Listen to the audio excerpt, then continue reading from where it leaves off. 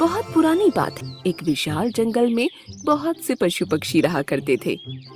उनके बीच एक रंगीला नाम का बड़ा ही नेक हिरण भी रहता था। वो बहुत ही मेहनती, मिलनसार और परोपकारी था। वो अपने मन, कर्म और वचन से सबका ख्याल रखता था। किसी का स्वास्थ्य खराब होने पर वो हालचाल लेने के साथ साथ उसके उपचार की भी व्यवस्था करता था। वो जहाँ रहता था वहाँ अपने मेहनत से चारों तरफ हरियाली फैलाए रहता था। एक बार रंगीला स्वयं बीमार पड़ गया। उसे ऐसा बुखार चढ़ा कि उतरने का नाम ही नहीं ले रहा था। उसने स्वयं कुछ जड़ी बूटियां खाईं, लेकिन कोई लाभ नहीं हुआ। उसकी बीमारी की खबर जंगल में फैल चुकी थी, लेकिन उसे देखने के लिए कोई नहीं आया। तब उसका मन अधिक मुरझा गया। उससे उठा नहीं जा रहा था। फिर भी वो उठकर कुछ आगे आया और उसने देखा 2 हिरण उसके इलाके में आ गए थे। वो बड़ी बड़ी हरी हरी घास खा रहे थे। उन्होंने जब रंगीला को देखा तो मुस्कुराने लगे। अरे रंगीला, कैसी है तुम्हारी तबीयत?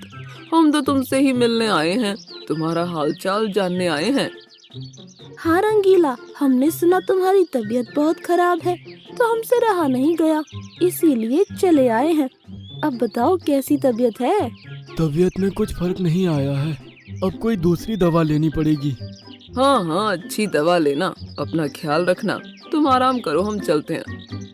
रंगीला मुड़कर अपने अड्डे की तरफ चला और इधर ये दोनों हिरण फिर से रंगीला के इलाके की हरी हरी घास खाने लगे। मैंने इस जगह के बारे में जितना सुना था उससे भी अच्छा पाया। रंगीला ने बड़ी मेहनत से गुलशन सजाया है।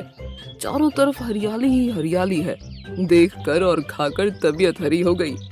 आज पेट भरकर खा लेता हूँ, कल रंगीला से मिलने के बहाने फिर आऊंगा। मुझे रंगीला की तबीयत से क्या लेना? ये हरियाली खींच लाई है मुझे। मैं भी तुम्हारे साथ कल आऊंगा। दोनों हिरणों का जब पेट भर गया तब वो वहाँ से चले गए। अपने इलाके में जाकर वो रंगीला के इलाके की हरी हरी घास की तारीफ करने लगे। अरे भाई, यहाँ सूखी घास खाते पड़े हो। जाओ रंगीला के दरबार में, वहाँ चारों तरफ हरियाली ही हरियाली है। वहाँ जाओ, रंगीला का हालचाल पूछो और पेट भरकर हरी हरी घास खाओ। रंगीला बहुत अच्छा है, बड़ा नेक है। उसके बीमार होने पर भी हमें हरी घास खाने के लिए मिल रही है। इससे अच्छी बात और क्या हो सकती है?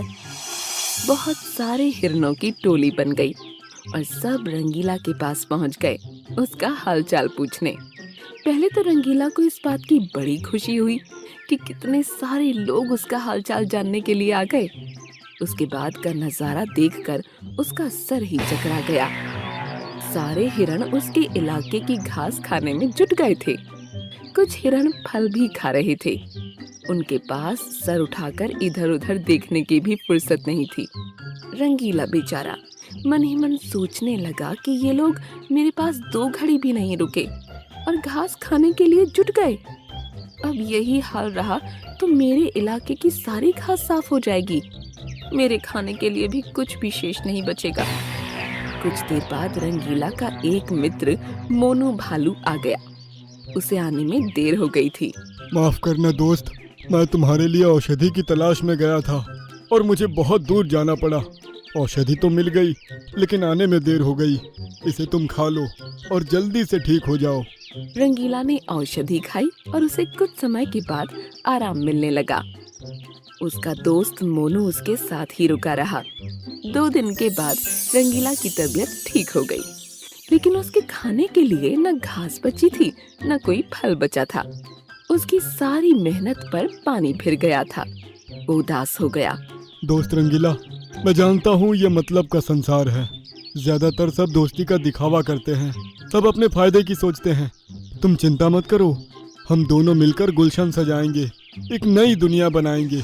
इस कहानी से हमें इस बात की जानकारी मिलती है कि मन में कपट रखने वाले मित्र शत्रु से भी ज्यादा खतरनाक होते हैं।